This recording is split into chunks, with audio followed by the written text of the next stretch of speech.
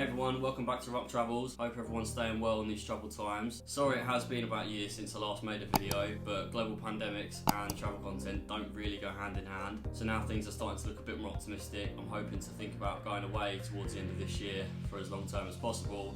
And with that, more content will follow, so thanks for your patience. Quick disclaimer before I start this series, it is about scary travel stories I've had on the road, but I'd like to inform you that all these countries I've been to, I love. These are just my experiences. The other takeaway I'd like to say that you'll find from these videos is that the common denominator in these instances is me. I have bad luck. I do tend to put myself in fairly dangerous or bad positions, so chances are you can play things a lot better than I've played things at times. Without further ado, we're going to start with Peru. So, first story, we're going to head off to Puerto Maldonado in Peru, which was 2017. That was my first ever big backpacking trip across Latin America. So, Puerto Maldonado is like an Amazon town within the kind of Amazon basin of Peru. We did a G-Adventures tour, which was facilitated by STA Travel, which sadly is no longer around. The trip basically started by getting a flight into the kind of jungle city, staying in a hotel and just kind of waiting the night until we sort of embarked on the tour. We're taken to kind of the entrance to the Amazon River at the time. Set off on the boat, pretty amazing experience really, you know, just being on the Amazon, seeing how massive it is, seeing all the animals sort of knocking about everywhere, whether that's, you know, alligators, birds, you know, all sorts. It's a really diverse environment, so definitely something for the bucket list. We had a meal on the boat, which was basically my staple go-to, chicken and chips, which is what I'd probably look for anywhere in the world. Things went very bad very quickly. Within about 20 minutes of being there, played football with some locals, got a ball in the nose, really bad nosebleed. Had dinner, settled down for the night because we were up at 5 for a creepy crawly hike. Got up at 5 in the morning, felt absolutely rotten. My stomach was just doing all kinds of things, making noises. I felt really sick, felt really unwell anyway, just because it was, you know, quite an exhausting trip. Quick warning, quite a gruesome story to be honest, so sorry in advance. Basically, I don't know what I'd eaten or what I drank or whatever, hadn't done anything different to anyone else. Within about 10 minutes of the trip, I thought I was going to pass out. Basically had to like leave my group for a bit to find a bush to go to the toilet in the most natural Amazon way possible, so I'll leave that to your imagination. That went on for about half an hour or so, on and off. I kept leaving the group, coming back, I kept throwing up, felt really, really rough, and eventually just said to my tour guide, look, I've got to go, can't carry on, I'm only going to be a hindrance to you and the rest of the group, so what do I do? Basically said to me, go back to the river where we started, so I left him, and I was like, right, fine, I'm just going to get back, and there'll be no worries. Got back to where I thought the boat would be, there's no boat in sight, there's other tours going past, and there's like British or American Western people just going past waving at me, while I'm kind of waving for help because I was really feeling unwell. So I went back into the Amazon, or sort of a bit further into the jungle to kind of find someone or something to kind of help me. No one's around for the best part of half an hour, 45 minutes. One thing I did learn at the start of the tour was that if you bang on this particular tree, where it's hollow, it sends like messages out, it sends like vibrations through the jungle, so at least we were told that's how they used to communicate back in the day. So I was like, you know, survival, Bear Grylls instinct kicks in, I'll bang on the tree, see where it takes me, see if someone will come and help me. They didn't, so that was pretty awful. Went back to the river again, was screaming for help, literally nearly in tears because I was just so unwell, in a terrible state, so definitely a low moment for me.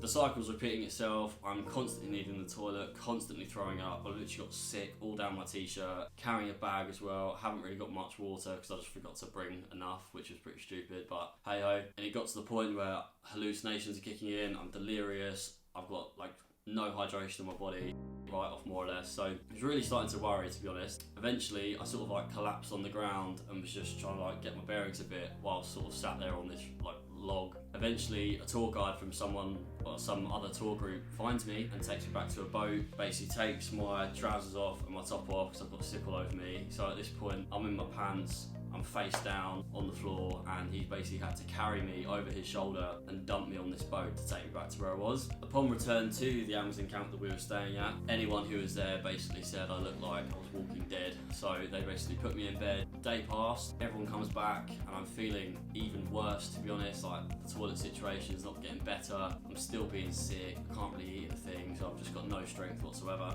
I gather enough strength to go to dinner because I just haven't got the energy or desire to eat. Get back to my room, and the second worst thing that could have happened in that scenario was seeing a rat in our room, which is exactly what happened. Rats is like my biggest phobia, so seeing a rat the size of about that on your bed is just well, less than ideal. So I'm pretty terrified whilst feeling ill. At this point, it would have probably been easier if I was just unconscious. We finish the Amazon tour, we get back to Puerto Maldonado and take a bus to Cusco, which is where we're going to do the Inca Trail, which was a big bucket list thing of mine. We had one night in Cusco before we started that tour, so we thought we might as well make the most of it. I'm sort of recovering, not feeling great, but we just thought, you know, we'll do something. We did the Rainbow Mountain tour. I'm still feeling horrendous. We take a bus up these mountain roads, which are like really twisty and turny. I literally have my backpack in front of me. I'm throwing up in it. I can feel my stomach starting to go again. So again, panic starts setting in. We stopped for breakfast in this weird little settlement. It literally was just 2 metal shacks, a few families of Peruvian kids and things like that. Eventually have one bite of bread for breakfast and my stomach basically just says, nope, not having it. So I run to the toilet, or what was their best version of a toilet. It's an absolute nightmare. It's basically a bit of plastic that you sit on, and that's as good as it's gonna get. I'm panicking to high hell now. There's no toilet paper, there's nothing.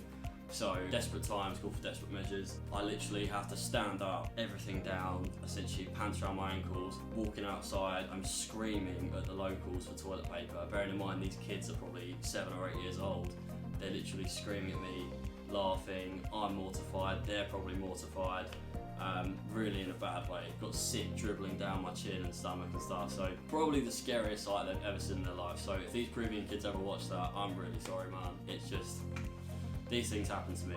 I carry on, I persevere, I feel absolutely terrible. Like at that point it would have been easier if I was dead, to be honest. Get to the entrance of the tour itself, and then we started the hike, and then eventually it gets to the point where it is physically impossible for me to carry on. So the tour leader basically grabs me and says, look mate, like you're done, like you can't carry on, you're just too much of a nightmare.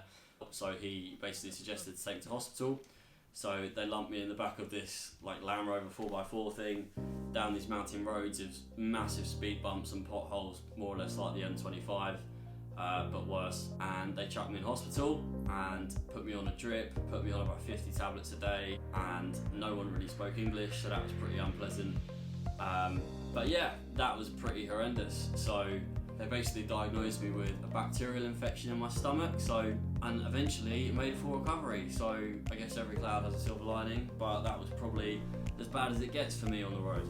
So travel story number 2, a bit closer to home. We're in an island called Kavos, which is better known globally as Corfu, which is an island off of Greece. This is basically your typical lads holiday, finished school, wanted one last sort of blowout before we all headed off to uni and such. Definitely recommend if you're in that kind of age group and don't know what to do with yourself for a summer after school. Don't let this story put you off. This is just me and my bad luck once again. We basically were just doing activities in the day, got talking to people, meeting people all day long. Eventually met this girl, we got on quite well and said we'd go for a drink later that night. She was working, so to come and meet her outside the club she was working at. Met her, and probably against my better judgment, at the time my fashion sense was pretty outlandish. I was wearing a t-shirt that was kind of like mesh, like down where your nipples are, so probably looked a little bit, not, put it this way, didn't really dress how I do now. But this guy basically came up to me and started accusing me of being gay and stuff like that. He was just like really weird, horrible guy.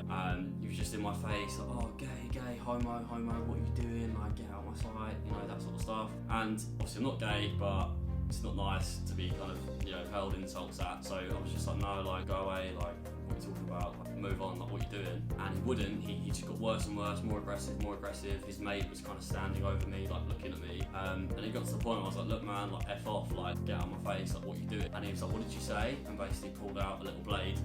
Won't go as far as saying it was a knife, but it was sharp, pointy, and could have killed me, so not ideal. And basically sort of holds it here, like, around me. Doesn't, like, press it to my skin, but he's got it, like, there. And he's like, what did you say? What did you say? And I'm too terrified to scream or shout or ask for help, because you don't know what could happen. These sort of situations are very tense. Just sort of had to play it the way I thought was best. So I just made eye contact with the girl that I was waiting for, and luckily she saw me, got security and intervened. And that was kind of diffused quite quickly, but we did hear that there were a few knife incidents while we were there at the time, so very fortunate to get out that one unscathed. I don't know why these things happen to me, but here we are. So the third and final scary story of this episode is actually not something that happened to me, but what happened to Mr. Webb, the boy that I was travelling with in Asia in 2018. They say that your friends often have similar interests or traits as you. This can definitely be said for Tom, as he has awful luck just like me. So if you're watching this, man, we're in this together. Essentially, we're in PP, which is like an unbelievable highlight of Thailand. Definitely something I recommend to anyone. Unbelievable place, fantastic vibes. So I went on a night out. We didn't really want to go too crazy because we'd gone crazy quite a lot that week, and we had a big travel day the next day. We had a boat, a drive, and a flight the day after that. So we just wanted to have like a couple and just chill out, really, go to bed at like midnight or something, half sensible. We went to these like events in all the hostels where they were just doing like juice shots if you complete like challenges. You know, like sour shots, those sort of things. So I had those. We were going to go in pretty soon, but thought we'd say, you know, stick around, have a beer or so. I met a group of Irish people. There was like 25 of them, so I just went to chat to them. Tom was talking to this kid at a bar anyway, who he got a drink with. So I was like, right, he's fine. We'll just keep an eye on each other, make sure we're all good. At this point, we've probably had about 2 drinks each, and then maybe a shot of that sour stuff. So as much as I can be a bit of a lightweight, nowhere near enough to put me in a position that Tom was in. Within about 5 minutes, Tom just hit the deck, couldn't even stand. I vividly remember him on the floor, just like shaking, no bearings. His eyes are all over the place. Couldn't stand up, couldn't walk, couldn't talk. So I had to like lift him up and basically drag him back to the hospital, chuck him in bed and make sure he's okay. We later found out that people had been spiked in the area. So this is something that happens close to home. I personally have been spiked in my hometown. You can get spiked anywhere in the world. So these sort of things are possible, but you know, maybe we weren't covering our drinks, maybe we weren't being vigilant enough, which is always something I stress when you do go away, to just be really smart, be conscious of absolutely anything, assume that anything's a risk, and usually you avoid them. But we let our guard down for 5 minutes or so, and that's all it took for Tom to get spiked. And the next day when we woke up, we realised he had about £200 stolen, which when you're travelling on a budget and for not that long, £200 can make quite a difference. That could be a week's worth of money. So, you know, definitely did have an impact on our travels. But like I say, this does happen all over the world, so don't let this discourage you from going to places like this. It's just the reality. There are dangers wherever you go. But yeah, this really just made me realise how we often associate other countries with their own threats. So in London, for example, you don't assume that you're going to get, I don't know, spiked or attacked or anything. You kind of think that that only happens in really dangerous countries, but the reality is that any sort of crime or danger can present itself at any time. So a message I'd always like to send is be vigilant, be smart, and take as many precautions as you can, and be careful. You know, that doesn't mean to say that you can't go out, have fun, get drunk, have a laugh, but you have got to be careful and try not to put yourself in positions where you're going to be incapable. That wasn't the case for Tom, granted, but that's how easy it is. It really takes a couple drinks, get spiked, and it's game over. So as much as it's a bit hypocritical, because I've been in a lot of blackout situations where I've probably been a bit vulnerable, try your best to avoid it, and you should evade as many problems as possible. As always, much appreciated. Thanks for watching. Any ideas you've got going forward, let me know. I am thinking about doing a little travel itinerary situation maybe later in the summer if people are interested in that, which I did put on my Instagram. So any ideas or travel suggestions, holiday ideas you've got, by all means give me a message if you're interested. Until I can go away, I'm just going to try and be a bit more regular with videos. Thanks for the support going forward, and I'll see you on the next one.